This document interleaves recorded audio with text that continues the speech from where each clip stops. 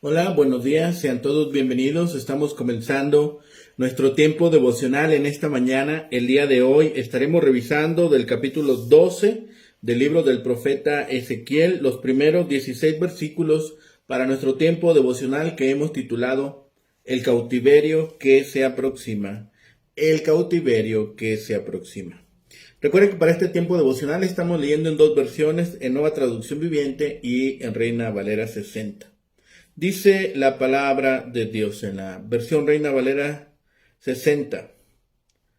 Vino a mí palabra de Jehová diciendo, Hijo de hombre, tú habitas en medio de casa rebelde, los cuales tienen ojos para ver y no ven, tienen oídos para oír y no oyen, porque son casa rebelde. Por tanto tú, hijo de hombre, prepárate en seres de marcha, y parte de día delante de sus ojos, y te pasarás de tu lugar a otro lugar a vista de ellos, por si tal vez atienden, porque son casa rebelde. Y sacarás tus enseres de día delante de sus ojos, como enseres de cautiverio, mas tú saldrás por la tarde a la vista de ellos, como quien sale en cautiverio. Delante de sus ojos te abrirás paso por delante de la pared, y saldrás por ella. Delante de sus ojos los llevarás sobre los hombros, de noche los sacarás. Cubrirás tu rostro y no mirarás la tierra, porque por señal te he dado a la casa de Israel. Y yo hice así como me fue mandado, saqué mis enseres de día como enseres de cautiverio, y a la tarde me abrí paso por entre la pared por mi propia mano, salí de noche y los llevé sobre los hombres a vista de ellos. Y vino mi palabra de Jehová por la mañana diciendo, Hijo de hombre, ¿no te ha dicho la casa de Israel, aquella casa rebelde que haces? Diles, así ha dicho Jehová el Señor. Esta profecía se refiere al príncipe de Jerusalén y a toda la casa de Israel que está en medio de ella. Diles, yo soy vuestra señal, como yo hice, así se hará con vosotros. Partiréis al destierro en cautividad, y al príncipe que está en medio de ellos llevarán a cuestas de noche y saldrán. Por la pared abrirán paso para sacarlo por ella. Cubrirá su rostro para no ver con sus ojos la tierra. Mas yo extenderé mi red sobre él y caerá preso en mi trampa, y haré llevarlo a Babilonia, a tierra de caldeos, pero no la verá, allá morirá. Y a todos los que estuvieran alrededor de él para ayudarle, y a todas sus tropas esparciré a todos los vientos, y desvainaré espada en pos de ellos, y sabrán que yo soy Jehová cuando los esparciere entre las naciones y los dispersare por la tierra. Y haré que unos pocos de ellos escapen de la espada, del hambre y de la peste, para que cuenten todas las abominaciones entre las naciones a donde llegaren, y sabrán que yo soy Jehová. Ahora la misma porción en la Nueva Traducción Viviente, versículos 1 al 16, capítulo 12. Nuevamente recibí un mensaje del Señor, Hijo de hombre, tú vives entre rebeldes que tienen ojos, pero se niegan a ver, tienen oídos, pero se niegan a oír, porque son un pueblo rebelde. De modo que ahora, hijo de hombre, haz como si te enviaran al destierro, prepara tu equipaje con las pocas pertenencias que podrían llevarse un desterrado y sal de tu casa para ir a otro lugar. Hazlo a la vista de todos para que te vean. Pues quizá presten atención a eso, por muy rebeldes que sean. Saca tu equipaje en pleno día para que te vean. Luego por la tarde, mientras aún están mirándote, sal de tu casa como lo hacen los cautivos cuando inician una larga marcha a tierras lejanas. Cava un hueco en la muralla a la vista de todos y sal por ese hueco. Mientras todos observan, carga el equipaje sobre los hombros y aléjate caminando en la oscuridad de la noche. Cúbrete el rostro para que no puedas ver la tierra que dejas atrás, pues yo he hecho de ti una señal para el pueblo de Israel. Por tanto, hice lo que se me ordenó. A plena luz del día saqué mi equipaje lleno de cosas que llevaría al destierro. Por la tarde, mientras el pueblo seguía observando, cavé con las manos un hueco en la muralla y salí en la oscuridad de la noche con el equipaje sobre mis hombros. A la mañana siguiente recibí este mensaje del Señor. Hijo de hombre, esos rebeldes, el pueblo de Israel, te han preguntado qué significa todo lo que haces. Diles, esto dice el Señor soberano, estas acciones contienen un mensaje para el rey Sedequías en Jerusalén y para todo el pueblo de Israel. Explica entonces que tus acciones son una señal para mostrar lo que pronto les sucederá a ellos, pues serán llevados cautivos al destierro. Hasta Sedequías se irá de Jerusalén de noche por un hueco en la muralla, cargándolo solo lo que pueda llevar consigo. Se cubrirá el rostro y sus ojos no verán la tierra que deja atrás. Luego lanzaré mi red sobre él y lo capturaré con mi trampa, lo llevaré a Babilonia, el territorio de los babilonios, aunque él nunca lo verá y allí morirá. Esparciré a los cuatro vientos a sus siervos y guerreros y mandaré la espada tras ellos. Entonces, cuando lo disperse entre las naciones, sabrán que yo soy el Señor. No obstante, algunos lo libraré de morir en la guerra por enfermedades o de hambre, para que confiesen sus pecados detestables a sus captores. Entonces sabrán que yo soy el Señor. Es un nuevo mensaje dramatizado. Es el exilio pronosticado. Esta sección es ahora una división general de la profecía que habla de la caída segura de la ciudad de Jerusalén, de lo cual todos dudaban, menos Jeremías y Ezequiel, y unos pocos que compartían con ellos el más claro discernimiento que tenían respecto a la voluntad de Dios. Son de nuevo estas acciones simbólicas. Como ya habíamos mencionado, una de las diferencias de Ezequiel con los otros profetas fue la realización de acciones simbólicas. En este capítulo tenemos el relato de dos acciones simbólicas que, como ya sabemos, son dramatizadas por el mismo profeta, y termina con un pasaje singular y característico también de Ezequiel, como es la reacción del pueblo ante la profecía. Son estas acciones simbólicas que ahora nos dejan una nueva enseñanza. La naturaleza pecaminosa de los humanos puede ser obstinada, aun cuando los desterrados sintieron la mano de Dios que los juzgaba, y aunque fueron arrancados a la fuerza de su tierra natal y fueron obligados a vivir en tierra extraña a 1600 kilómetros de su patria, muchos de ellos todavía se aferraban a la idea de que Jerusalén era una ciudad encantada, privilegiada, y ninguna destrucción le afectaría. Eso significaba que Ezequiel tenía trabajo por hacer. Por lo tanto, Dios bosquejó otra de las profecías escenificadas que el profeta les debía transmitir a los desterrados. Pero, ¿por qué era necesario repetir el mensaje simbólico de que Jerusalén iba a ser destruida y sus habitantes iban a ser llevados al destierro? Ese era un mensaje que los judíos exiliados se habían negado a escuchar. Sin embargo, eso no era excusa para que Ezequiel dejara de predicar. Cuando leemos esta repetición nos preguntamos, ¿por qué? ¿Por qué existe esta reiteración? No obstante, cuando miramos a nuestra propia vida, reconocemos la necesidad de la repetición. Cuando la gente no acepta nuestro mensaje, de inmediato dejamos de intentarlo y así reaccionamos repetidamente. Por eso necesitamos que nos aliente una y otra vez para que no nos rindamos. Dios lo hacía con Ezequiel mediante repetidas exhortaciones. Hacía que el profeta siguiera llevando su mensaje a pesar de que parecía que no lograba nada y quizá pensaba, tal vez comprenderán.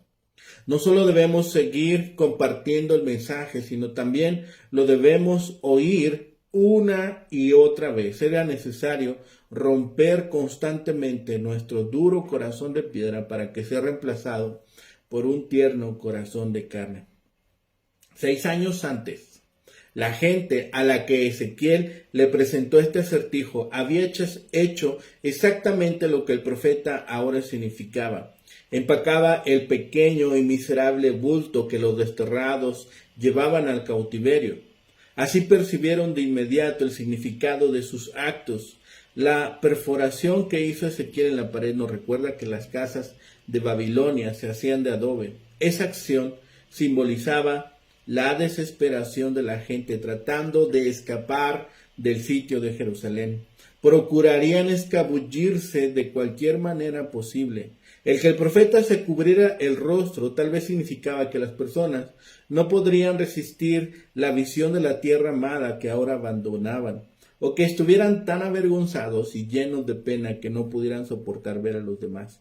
En breve, veremos otro posible significado de esa acción. La conducta enigmática de Ezequiel produjo el efecto deseado. La gente le preguntó, ¿qué significa esto? Significaba que Sedequías, el príncipe de Israel, iba a ir al exilio con el resto de los habitantes de Jerusalén. Ezequiel nunca llamó rey a Sedequías, porque el verdadero soberano era Joaquín, ya que estaba en el destierro. Ezequiel y el resto de los que ya estaban en Babilonia siempre consideraron a Sedequías como un líder que los babilonios habían puesto de manera provisional en el trono.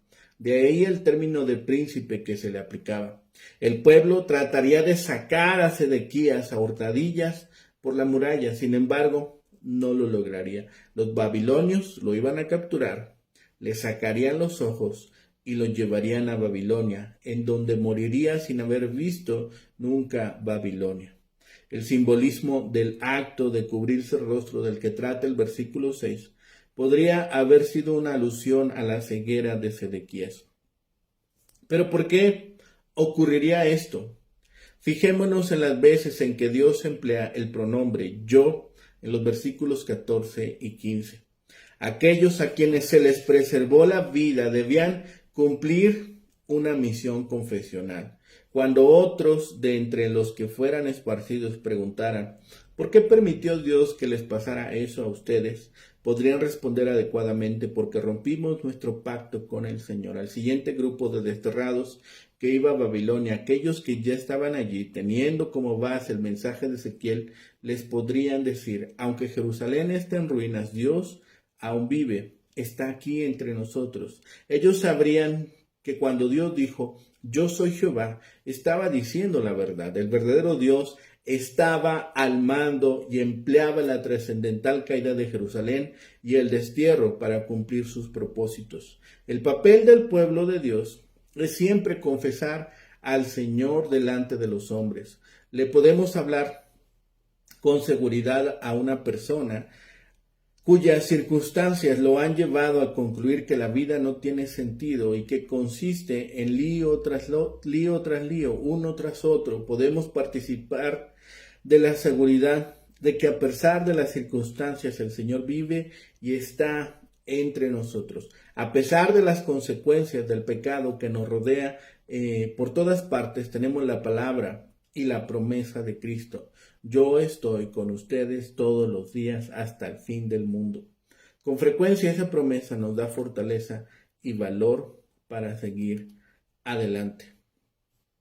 El relato de esta acción simbólica comienza con una introducción en el versículo 1, en donde nuevamente afirma el origen divino de la acción.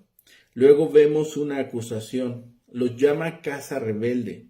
Este pasaje agrega una descripción de su rebeldía por medio de un proverbio conocido para su auditorio y que ya había sido presentado por el profeta Isaías.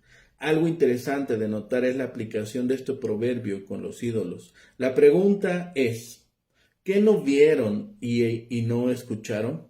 Una respuesta podría ser las acciones y el mensaje del profeta. Sin embargo, él está hablando de los habitantes de Jerusalén y no de los exiliados. Es mucho más probable que se refiera a que no fueron capaces de interpretar las señales tanto del accionar de Dios como de los tiempos que les tocaba vivir.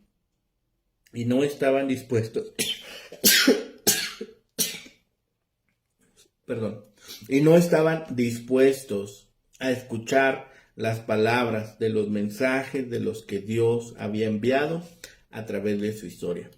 Luego de la acusación, el profeta pasa a relatar las instrucciones que recibe de parte de Dios para la acción que había de realizar. Los versículos 3 al 7 mencionan 4 acciones que le son ordenadas al profeta. Un dato interesante para poner atención en estos versículos es que, salvo en la primera, en las acciones se incorpora la anterior a la nueva. Por ejemplo, preparar un equipaje de cautivo y en la segunda salir con el equipaje de cautivo y así en adelante. La primera es la de preparar el equipaje de cautivo, versículo 3. Se está refiriendo a enseres de marcha o el ajuar del exilio, literalmente vasija de exilio. La referencia sería probablemente una vasija que contendría alimentos para un viaje. La segunda es la de salir como cautivo de tu lugar a otro lugar. Este salir como cautivo es una sola palabra hebrea, gala.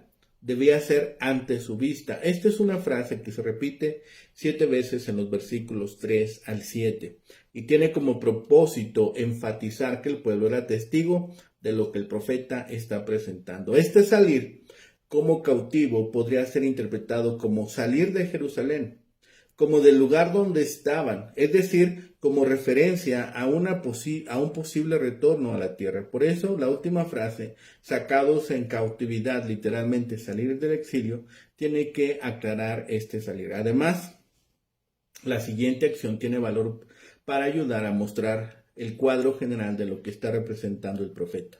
La tercera acción se encuentra en el versículo 5 y es perforar el muro de su casa. La palabra hebrea para muro es kir, que se diferencia de jomá, para salir por la abertura. Como ya hemos mencionado, esto está en relación con el intento de huida de Jerusalén por parte de Sedequías. No cabe duda de que ante la caída de la ciudad, principalmente el rey, aunque no solo el rey, quisieron tratar de escapar de los enemigos. Sin embargo, la aclaración que hace el profeta no permite la interpretación que se trate de los babilonios que también perforaron el muro de Jerusalén. Pensemos en este exilio. ¿Qué llevaríamos si nosotros fuésemos los que estamos siendo llevados? ¿Qué llevaríamos? ¿Cuáles serían nuestras posesiones más valiosas que valdría la pena cargar y llevar en nuestra valija? Hemos vivido terremotos a lo largo del planeta incluso, en las ciudades donde constantemente suceden estos movimientos, la gente llega a pensar que ya no habrá otro. Así sucedió con el pueblo de Israel. La gente vivía incrédula. Los cautivos creían que muy pronto volverían a Israel. Pensaban que Dios no iba a destruir a la nación escogida. Además, Ezequiel y los otros profetas no eran tan pesimistas. Pensaban que el rey y su pueblo iban a volver a Jerusalén. Dentro de todo este ánimo, dentro de todos estos pensamientos, Ezequiel dramatiza ahora la palabra de Dios. Los métodos de Ezequiel son poco usuales, porque era difícil convencerles, porque era difícil que ellos comprendieran lo que Dios quería comunicarles. Ezequiel sabía que no le iban a prestar atención. Fue al principio del libro que Ezequiel fue advertido. Por eso usa un método dramático para llamar su atención. Eso nos hace pensar también en nuestras posesiones, en nuestra poca fe. Es muy poco lo que un prisionero de guerra puede llevar. Lo valioso sería aquello que representa algún valor sentimental, porque el refugiado vive en un temor constante, que su captor corte su vida, que su captor le hiera de muerte. Debemos nosotros, como ciudadanos del cielo, guardar nuestros tesoros en el cielo. Un día todo lo material va a pertenecer a otro. Solamente lo que llevamos en el corazón nos acompañará después de la muerte. No hay mucho que aquellos hombres puedan llevar. Del versículo 8 al 16 vemos este exilio. Hasta ahora el profeta había estado en silencio.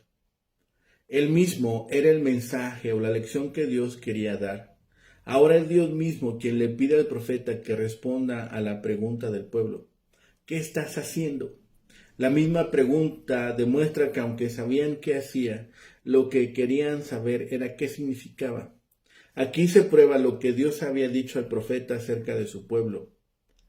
Tienen ojos, pero no ven. La explicación se divide en tres secciones con propósitos diferentes. En primera, se hace referencia a lo que será con los habitantes de la ciudad, los enemigos, es decir, los babilonios. En la segunda, lo que Dios hará en esta ocasión. Y finalmente, el profeta presenta el propósito del juicio de Dios. Cuando menciona lo que ocurrirá con los habitantes de la ciudad, nos encontramos con lo que el profeta comienza diciendo: ¿quiénes serán los receptores del castigo? La palabra que en el versículo 10 se traduce como profecía es el término hebreo masá, que no es palabra común para profecía o profetizar que se usa en el libro, que es naba, que algunos traducen carga. También debemos prestar atención a que cuando habla el rey, Sedequías lo llama gobernante y no rey. De hecho, estaba gobernando en lugar de su sobrino. Entonces podría interpretarse que tanto él como la casa de Israel serían la carga, es decir, serán llevados por los conquistadores. El énfasis de los versículos se encuentra en que serán llevados al cautiverio y que será, aunque el príncipe intente huir cubriéndose la cara, finalmente no verá la tierra. Los versículos 13 al 14 cuentan el actuar de Dios a través de las distintas acciones que realiza. La primera dice que capturará al gobernante como un cazador a su presa. Vemos el uso de términos como red o trampa que son tomados de las imágenes de la caza. No es la primera vez que Dios es presentado con esta metáfora, atrapando a los que desobedecen su pacto. La segunda acción, Dios mismo los traerá a Babilonia, es decir, que el exilio del gobernante y las acciones que le siguen no la verán y ahí morirá. Con referencia al acto de sacarle los ojos y la muerte de este en Babilonia, que son presentados como acciones de Dios, parte de su juicio. En tercer lugar, Dios determinará con sus ayudantes, las tropas,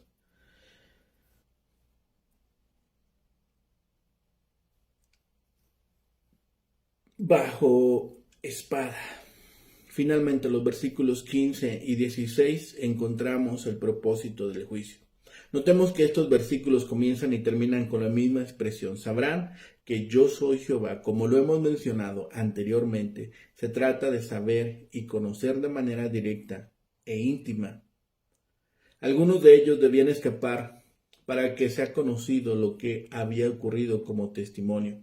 Una de las preguntas que uno puede hacerse es: ¿por qué era necesario que pasaran por semejante experiencia para reconocer y conocer a Dios? Ya se ha mencionado, porque no veían, es decir, sufrían de atrofia espiritual. Al mismo tiempo en el que vemos el texto, podemos descubrir la soberanía de Dios sobre la historia, sobre todas las cosas y sobre todos los sucesos. Esa era la gran verdad que ellos debían reconocer. En esta profecía y en la que sigue, Ezequiel teatraliza parte del mensaje que tiene que transmitir. Aunque su profecía concierne a la caída venidera de Jerusalén, tienen en mente principalmente a sus compañeros de exilio en Babilonia. El mensaje tiene estos dos elementos. El pueblo de Jerusalén sufriría el exilio. El gobernante Sedequías intentaría huir de la ciudad, pero sería capturado. El pasaje también insinúa cuál será la suerte final de Sedequías. Ezequiel ha de cubrirse sus ojos. Sería Sedequías quien fuera finalmente cegado y apresado. Ezequiel tuvo que representar el horrendo mensaje de esta profecía y de la próxima. Era un medio de transmitir información a algunos que de otra manera no escucharían. Muchas personas oirán solo aquello que les gusta oír. Algunas veces deben recibir nuevo conocimiento sorpresivamente. Los cristianos deben verlo como un desafío a examinar nuestros medios de comunicar las buenas nuevas. Nuestros enfoques pueden ser más esclarecedores que los tradicionales.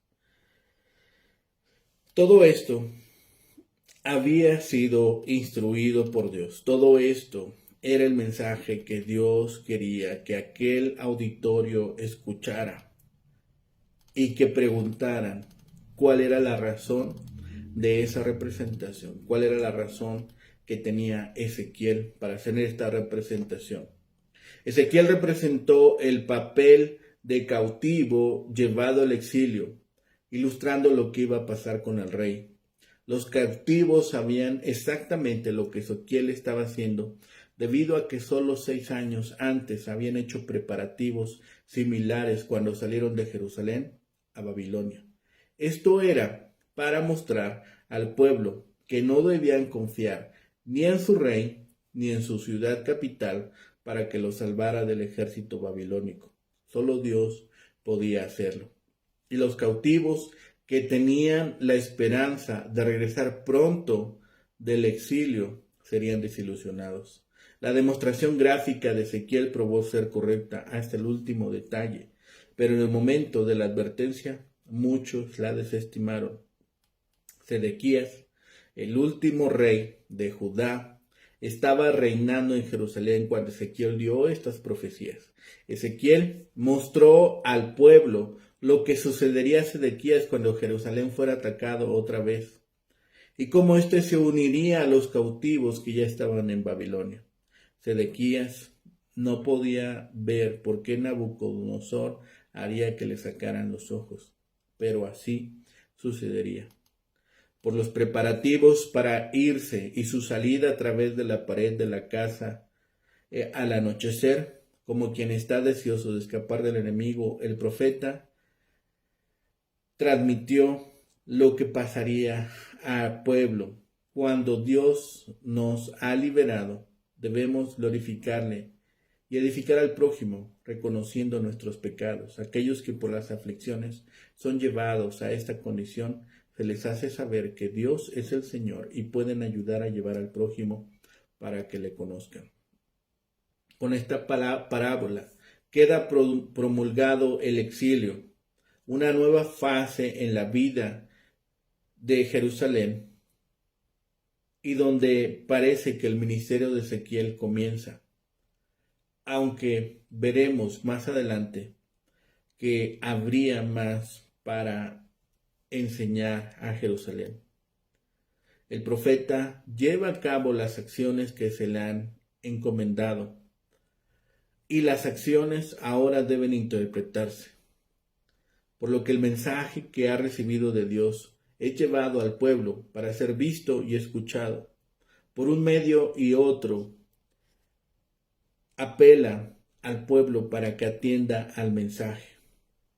Ezequiel fue el primero que preparó aquella bolsa para el exilio. Vemos aquí que el ministerio del juicio conserva la esperanza del arrepentimiento, y esta parábola obliga a reflexionar para su correcta interpretación. El propósito finalmente de la parábola y el juicio es declarar que el Señor es Dios, que no hay otro fuera de Él. Vivir la vida sin el conocimiento de que Dios es el Señor es perder todo punto de la existencia humana. Y así el juicio puede ser visto en última instancia como un acto de misericordia. Si la verdad no se puede aprender en paz, entonces debe aprenderse en juicio. Pero cualquiera de los dos es preferible a no aprender la verdad en absoluto. Oremos. Bendito Padre, Señor Celestial, gracias te damos hoy, bendito Padre, porque nos permites tomar tu palabra, porque nos permites ser instruidos por ella, ser exhortados y animados, Señor. Gracias, Señor, porque tu enseñanza, Señor, es clara, y porque tus palabras, Señor, llegan a nuestra mente y nuestro corazón.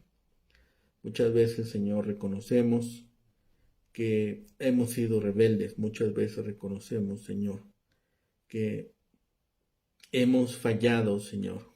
Pero ayúdanos, Señor, a no ser negligentes. Ayúdanos, Señor, a ser obedientes, a ser humildes, Señor, y a recibir tu exhortación con amor. Gracias, Padre, por todas tus bendiciones. Gracias por tu amor inagotable. Todo lo pedimos, todo clamamos y rogamos a ti por los méritos suficientes de nuestro hermoso Salvador, nuestro Señor Jesucristo. Amén. Que tengan un excelente día. Que el Señor les bendiga.